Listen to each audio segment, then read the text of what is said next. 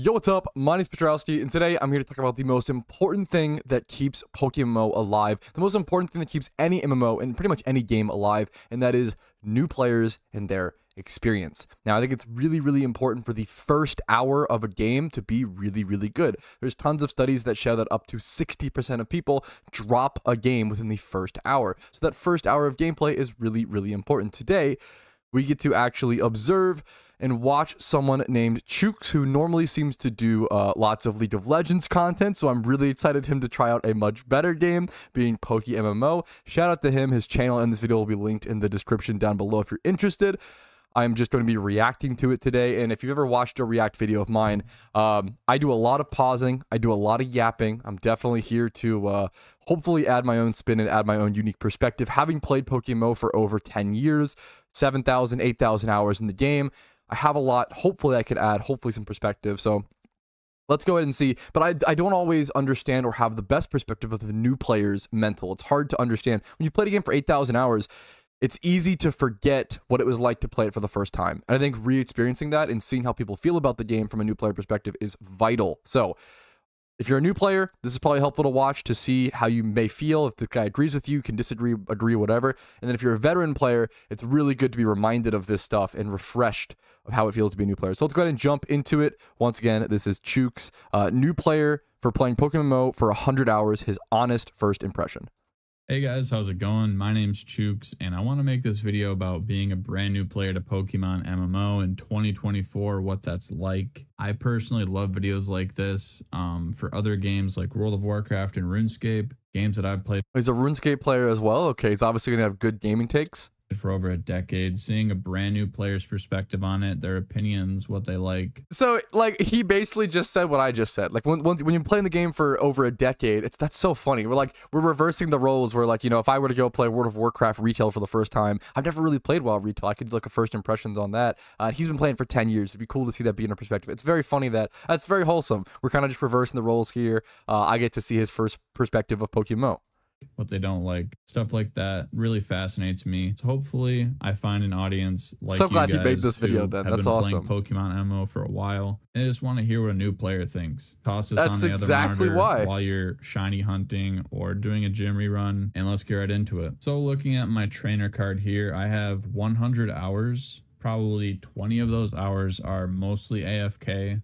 So wait, I'm sorry, I've already noticed some stuff, so let's pause. Firstly, we can notice he's got an encounter counter. Obviously, he probably didn't get that encounter counter at the beginning. He probably got it a little bit later, but at 100 hours, he's got 1,000 encounters on his encounter counter. Maybe that means, excuse me, I'm sorry. Maybe that means he reset it and he got a shiny, so maybe he got a Sheether. He either, number one, didn't get the encounter counter until much later, which is very normal. It makes a lot of sense. I don't think most players, I assume, when starting a game from scratch, don't Google, like, what add-ons and stuff to put onto it. Unless you're playing, like, classic WoW, but that's kind of different example. But 100 hours, 1,000 encounters, he either A, added it super late, or B, got a shiny and reset, which would be super cool. 100 hours. He's only got 3 gym badges in the Kanto region. I wonder if he started, if he has 3 gym badges, I bet he did a different rule. We'll have to see. Account created in 2024, 75k Pokeyen. That's solid at this stage. Let's see. Probably. Yes, so actually, there's something to analyze. He has 3,500 BP, which most likely means that's the exact amount of BP you get from defeating an Elite Four for the first time. So it's most likely this is his second region. If not, I would guess second based on the BP. 20 of those hours are mostly AFK. Like, while I'm playing League of Legends, I'll tab back over every time I die to, that's fair, you know, go for wild battles or something like that. But, you know, overall, a decent amount of time. I've been playing since March 15th, so a little bit under 2 weeks. Stumble times 3 hordes are a great shunt. It's March 28th at the time of recording. I have 187 into my Pokedex. Wait, yeah, so he got 100 hours in like 2 weeks, 15th to the 28th. That's really good. That's over full-time job levels of hours, 50 hours a week. And this is like, it's crazy, like that's killing it, but this seems to be like a common occurrence in Pokemon, man. People get sucked into Pokemon. I was the same way. I'll never forget when I started playing Pokemon, I logged 1,200 hours within 3 months. That's like, you get sucked into this game. It's very common for that to happen. Played through Johto already. Had a really good time with that. First Did Johto off, I want to talk about my experience with Pokemon as a whole. Sorry, I know I'm pausing a lot, but I think it's important. Johto first is probably the hardest region to do first, unironically, because you have the Gyarados boss fight and the Ho-Oh boss fight. You have the two boss fights in a storyline. You probably have the easiest Elite Four, to be fair, but that's because of those two boss fights. Having to grind and prepare, and get like an Ampharos for the Gyarados, for example, those boss fights are really, really tough for like a first line player. Having to not being able to have a region to go back to go XP train and EV train for those is really, really tough. So definitely one of the toughest regions to start in. So we got that done. It's pretty impressive. So I'm not new to Pokemon the franchise. I just only found out about PokeMMO literally typical. 2 weeks ago. I was talking to my brother about wanting to play Pokemon, and of course my phone is constantly listening to me. So the ads that I got when I got home that night were like Pokemon related. Hopped on YouTube, saw a bunch of Pokemon content, and I was like, okay, well, what is this? PokeMMO? That must be new. I'll check that out. But apparently it's been out for like 10 years, like since 2012 or 2013. I have no idea how this escaped my radar, but it's such a common occurrence. The phrase is, it's the best Pokemon game you've never heard of. Like, Pokemon, for whatever reason, PokeMMO devs don't really do any advertising. So it's a constant thing where people will be like, dude, this sounds like the dream game for me. It's been out for 10 years. How have I never heard of it? It's a really, really common occurrence for new players. But this is exactly what I was looking for in terms of a Pokemon game. So just like every other kid in the 90s, I was absolutely obsessed with Pokemon. Like I would wake up, watch Pokemon on the TV. I would go to school, and on my way to school, I'd be playing my Game Boy. Then at school, I'd be trading with my friends or battling or talking about it. You know, it was everywhere. I'm going to estimate I probably played Gens 1 to 3 for about 10,000 hours or so. Like, not kidding. Every time I was in the car when I was a kid, I was playing the Game Boy. Needless to say, it was like 10,000? 10,000 is a lot for traditional Pokemon. That's a ton. Like my entire childhood. So I'm not new to Pokemon. I just wanted to make that clear. Just new to the Pokemon MMO. Okay, so I don't want this video to go on for super long, so I'm going to try to go as fast as possible through a lot of the systems that I like and my opinions on it. So the bag system is great. I like how everything is condensed, it's organized, and it goes from generation to generation. So when I came over to Kanto, I had all my Pokeballs, all my potions, stuff like that. Things that didn't transfer over were like HMs, obviously, or else you could just kind of go through the game way too quick. The key item. That's so cool. Sorry, I would have never thought, that's something I would never think of. The idea of complementing the bag system would have never been on my, like, I don't think it's something new players would have cared about. That would have never been on my radar. That's really, really interesting. He brings that up. Point number 1 as well. Items like the bike, the item finder, the map, you have to get those in each storyline, which I'm fine with. All right, so I can't really think of anything I would improve with the bag, so let's just move on. This party following system is great. You can just move things around here. You click on it, you go to view summary. You have all the information you could possibly want, and you can drag it wherever you want on the screen. I think the summary, when I started playing PokeMMO, the thing that stuck out to me was the summary. PokeMMO was the first game I ever played in my entire life that showed me what IVs and EVs were within the Pokemon game itself. I feel like that is one of the most overlooked, like, I feel like new players really, really, really appreciate that. Like, PokeMMO is what taught me what IVs and EVs were back in, like, Generation 5 or whatever. Like, that was a big deal. Screen, the stat pages, the IVs, the EVs. This Pokédex thing is probably my favorite part. Has all the things you could possibly want. Pokédex is legit useful in the game. The base stats, where you can catch them, how you evolve it. It's great for someone like me. How many traditional Pokemon games is the Pokédex actually useful? Like in PokeMMO, it's actually like super important.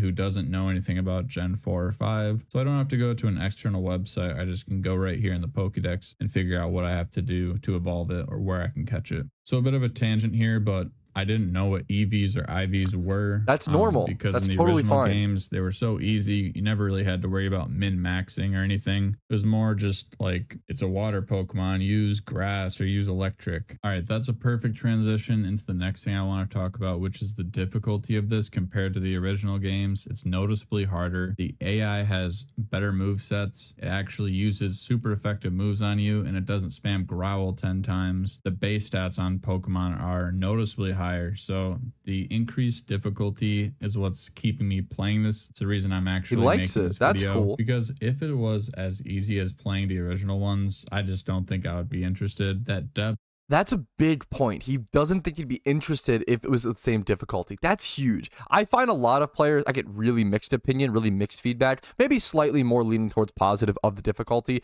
Inevitably, when you're going to have, there's a lot of times being the biggest English-speaking PokeMMO content creator, shout out to Mega Blades for killing it, Mega Bladers, who kills it in the Spanish-speaking community. Man, the amount of people who come to my comments and are like, hey, like, I'm stuck on the Elite Four. I just can't beat it. This game's too hard. This game sucks. Like, you end up getting those commenters, those players, those ranters who are like, this game's unfair. Oh, it sucks so much. I'm doing everything possible. And then they have like a level 40, like, I don't know, like Meganium or, I feel like you get those all the time in the comments, unfortunately. So I kind of see the more negative side of it, I guess. Maybe it's cool to see someone positively talk about the difficulty. I think PokeMMO's difficulty is a perfect medium between it's more difficult than traditional Pokemon. It's right in the middle. There's traditional Pokemon here, there's ROM hacks here that are made to be difficult, and then PokeMMO is like perfectly in the middle. If you want a just decently more difficult traditional Pokemon experience, I think PokeMMO covers that extremely well, but isn't as hard as like Emerald Kaizo or like those really, really difficult ROM hacks that are built to be borderline unbeatable for like the average player. Creates like a demand for better Pokemon, which it drives the whole economy, which is the next thing I want to talk about. It's an MMO, so the economy is a very important part of an MMO. I've always had a really deep fascination with in-game economies. Like, I started off playing RuneScape, and I was gonna say, you could tell he's an MMO player. If you like economy, he's over here playing World of Warcraft and RuneScape. It makes a lot of sense. Warcraft, and getting as much gold as possible has always been something that really intrigued me. Like, economics is always my favorite thing in school. So this is a topic I really enjoy, and PokeMMO is no different. It has a system. Instead of an auction house or the Grand Exchange, we have the Global Trade Link, and that's a great system. I'm not going to go through it because, you guys have been playing longer than I have. I love the system. The advanced search is great. I've been having some pretty good success. I want to see his sales. As you can see, my listings. Yeah, I was going to say, I want to see his sales. He's got probably a 2x31 Wurmple for 42k. That's great. Probably a 1x31 speed, maybe some extra stats on a 10k Wurmple. Just a bunch of, this is great, a bunch of 1x31 Pokemon here is what this most likely is. A lot of 1x Poochyenas, Geodudes. This is great beginner sales. Nothing too crazy, but I have like 2 full claims. I don't want to do that because I want to see how much money I make through just playing through Kanto with a Meowth. So I'm going to hold off until I finish that storyline, but I've been having a ton of fun. The GTL is great, and you can access it from any PC, which makes it really easy to access from basically anywhere. People don't think about that or talk about that. That was a big deal when it released. People thought about it and realized, but people, it's like nowadays it's not really thought about. You can access the GTL from any PC and all over the world in PokeMMO. In most MMOs, games like RuneScape, you have the set Grand Exchange location to like the northwest of Iraq. In World of Warcraft, you have like the auction houses, maybe in a couple towns, right? It's pretty unique that PokeMMO allows you to access the auction house or the GTL from any single PC in any part of the game.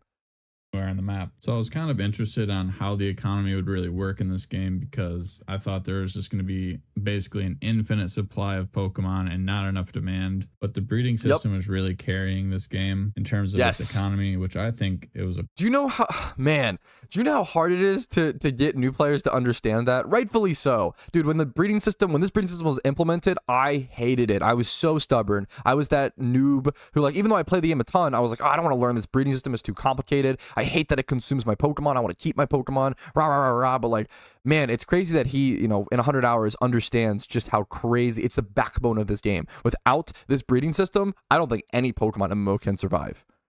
The perfect solution. So I successfully bred this Meowth. It has Adamant and it has 5x31s. I didn't care about special attack. I'll tell you what, the first time I looked at the breeding system and the graph. Oh, it's not EV trained though. Oh, it's a 5x31 Adamant, not EV trained. That's unfortunate. But he could always re-EV. It costs a fair amount. Like, there's EV reducing berries, which you can give to your Pokemon to reduce the EVs by 10. So you'd have to pay for 4 berries here, 7 here, 11. They're about 1k a piece. This is like 20k just to EV this Meowth. When you're starting out, dude, paying 20k when you have like 75k, it's a cost you want to avoid if possible. I was pretty overwhelmed, I'm not going to lie. And I was kind of scared. Like, every time I did a breed, I'm like, am I going to screw this up? But now that I have done it once, I think I'm a lot less scared of the system. The breeding system is one of the hardest systems to learn for a new player. It's very overwhelming. It's very scary. You don't want to mess it up. And it can be, those losses at the beginning when you don't have that much resources are that much more impactful. So it's tough, but it's important to learn.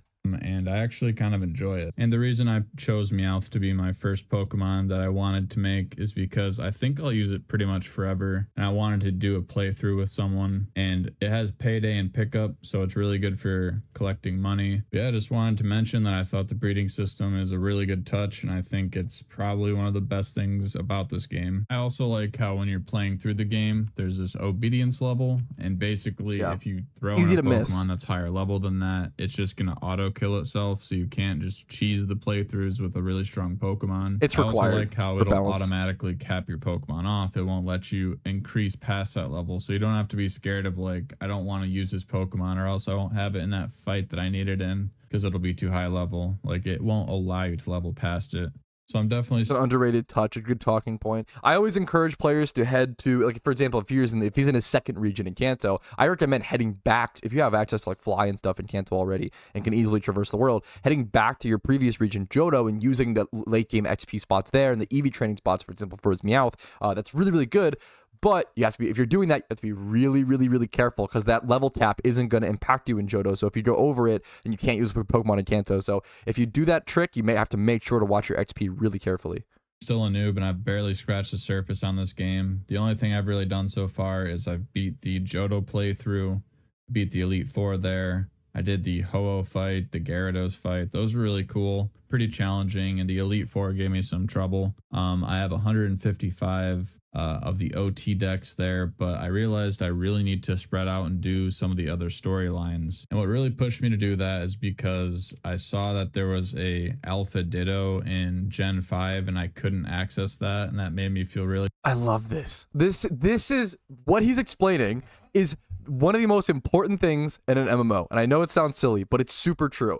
Being a new player and seeing something that is super cool that you can't access motivates you to then go unlock access to that. It's like being a RuneScape noob and seeing someone with rune plate body, you know, obviously it's kind of different times, like, or like Bandos, you know, armor or whatever, seeing that and be like, oh man, I want that. Being a PokeMMO player, seeing someone with that shiny Pokemon in Vermilion City. Being a PokeMMO noob and seeing someone with the Flaming Skull masks, right? Those really, really expensive entities. It makes you look at that and you're like, damn, that's so cool. I really want one of those. Seeing an Alpha Ditto spawn and not being able to access it. There being an event and maybe you not having the Pokemon or whatever to be able to beat the boss or beat whatever it is. I think raids, for example, it really motivates you to want to push towards that. And that's super, super important. A little bit of, not even a little bit, but like a decent amount of exclusivity is really important in an MMO. Some of the most comments I get are people being like, oh, PokeMMO is like, I don't like that. Oh, I'm a new player and I can't do like the Halloween boss fight. And I'm sitting there like, it's the Halloween boss fight. That's endgame. What's the point if everybody can do it? You know, you should have to grind and earn and unlock the ability to do some of these things. That's the point of an MMO. It's to unlock the ability and grind and earn those opportunities to do those endgame things. I think it's really, really cool. So I love that he's bringing that up. Really sad. So this guy's just an MMO player through and through, and everything he says shows me that. I got to make sure that I beat all these storylines so I have access to all the events that go out in the world. Speaking about events, one of the coolest things I've done so far in PokeMMO was a catching event. And basically it worked out really perfectly. It took... Yes, catching events. Oh, I love it. He said like all the points. Catching events as a new player are so good, so underrated. I don't really talk about them as much. I don't really do catch events that much nowadays as like a super turbo endgame player because I'd rather do other things with my time. But new player, medium player, even veteran players, catch events are so good. Place in Johto, which I was doing at the time, it was literally on the route that I was doing at the time too. It was catching Snubbull, Tauros, and Miltanks.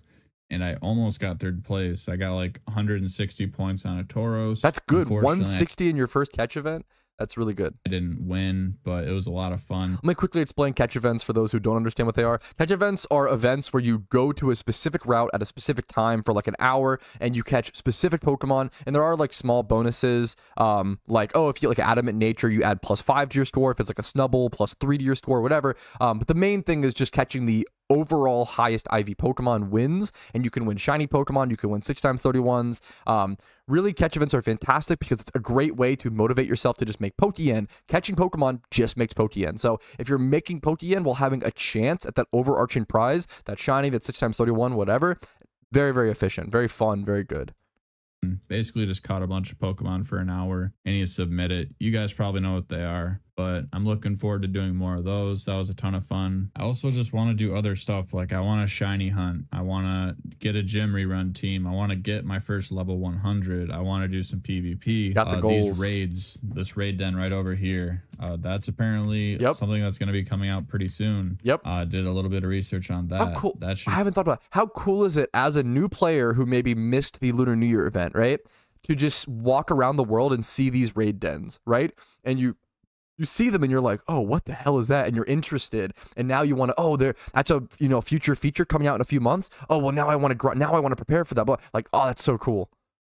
Be like 4-man PvE content. That'll be a ton of fun. So there's a lot to look forward to. And I also want to complete the Pokedex because ability patches are a thing. So I guess my biggest priority right now is to complete the storylines for everywhere. The biggest reason, as I said, was so I have access to everywhere, like the alpha spawns and the swarms and stuff like that, and to take place in the catching events. And also, I've never played through Gen 4 or 5, so that'll be fun to go through for the first time. And experiencing regions for your first time in PokeMMO, in my opinion, is a pretty great way to do so. I did it myself with, I think, Gen 4 and Gen 2. I played those for the first time within PokeMMO. Catching all the Pokemon that can help me in different ways. I'm just really excited to do it all. So one thing I have to mention as well is this gift shop area. It's kind of like pay to win. That's kind of a turn off coming into an MMO that has pay to win, but basically I would argue, I always say, I think it's pay for slight advantage, but we'll talk about that in a second. I want to let him finish his point first. Game has it nowadays. But the nice thing is you can actually get this stuff with in-game money as well. Yes. So I can go right now onto the GTL and I could purchase a shiny charm, or I could purchase donator status with my in-game money. So it's like a way for people to use their real life money to gain in-game money. You know, that's completely fine with me. I understand that this is like a fan-made project and they need to support the servers. So completely open to that. It's free to play for me. I'm fine with it. You know, overall, I don't think I'll be spending any money on it. I'd prefer to gain it through like hard in-game grinding. That's just how I like to play games. I super get it. I'm super with this guy. I super get it. I've been playing PokeMMO for 10 years or more. I've only ever spent $10 on this game, and that was back in 2013 for an amnesia brace, which isn't even an item that really exists anymore. It's like the training link or whatever. But I will say, I do think PokeMMO is more pay for advantage. I've done a video on this. It's pay for advantage, not pay to win, because what you can do in PokeMMO is you can swipe your credit card, you know, whatever, right? And you get a bunch of Pokeyen, right? And then what can you do with Pokeyen, right? You can buy the Pokemon you need for a PvP team. You can buy the things you need for a shiny hunt, but you can't race your way to a shiny. Well, now you kind of technically can with mysterious balls, but that's an issue with mysterious balls, not an issue with the gift shop. I hate mysterious balls. I'm against them, but that's a different talking point. You can't buy skill in PvP just from being able to have the Pokeyen, right? Pokeyen can only get you, it's a little bit of a shortcut, and it's a pay for advantage, and Pokeyen can get you the resources you need to succeed, but Pokeyen itself can't make you succeed. I think that's like really, really important. No matter how much you Pokeyen before mysterious balls, no matter how much Pokeyen you had, you still had to spend 30 hours shiny hunting, or 24 hours minimum, right? No matter how much Pokeyen you have, you still have to spend the hours getting good at PvP. If you have a team of 6x31, 5x31 Pokemon, and you aren't good at PvP, you're gonna get stomped by any decent player with 2x31 and like 20 plus. Like it's those things, those skill and the talents are still needed. You still have to have the ability and the skill to grind, and the ability and the skill to like actually play and get good at PvP. So I think it's pay for advantage. I understand if like your goal of the game, if your end game goal is to have expensive vanities and to have a lot of Pokeyen, then absolutely it's pay to win, because that's the end game goal. If you can pay to achieve the end game goal, then I consider a game to be pay to win. But I don't think you can in 2 out of 3 of the major aspects of PokeMMO. Yeah, guys, maybe I'm missing something, but that's all I can really think of right now. Those are my initial thoughts on PokeMMO. Overall, I'm really happy that I found this game. I'm going to be pumping in a ton of hours. I want to be making videos about this because I'm having a ton of fun with Please keep it up, Chooks. this. So if you guys enjoyed this video, consider dropping a like, consider subscribing. Nice cat. I do want to be making more PokeMMO content, so I hope Gotta stop it there. All right. That's the end of the video. Dude, go check out Chooks. This will be linked in the description aggressively once again. And please go encourage him to make more PokeMMO content. We need players like this. We need creators like this. Stuff like this is super, super important. Having that new player perspective and documenting that journey is crucial for the game balancing and for community understanding and everything of the sort. So just huge shout out to Chooks. Like, I can just tell with everything he said, this guy sounds like an MMO veteran. He sounds like a veteran in every possible way. Like, I love everything he said. Great opinions, great thoughts, great kind of forming of his arguments. I really, really appreciated this video. This was a fantastic video, Chooks. Once again, like my video, like his video, subscribe to me if you want to see more like this. So go subscribe to Chooks, please. And that's pretty much it. Discord down below if you want to go above and beyond and support my channel. YouTube memberships, Twitch Primes, Twitch subs, PayPal, and Venmo really do allow me to do this. I couldn't do this without the amount of fan funding, but thank you all so much. Have a great day. Enjoy PokeMMO and be a positive influence to new players. It's really, really important.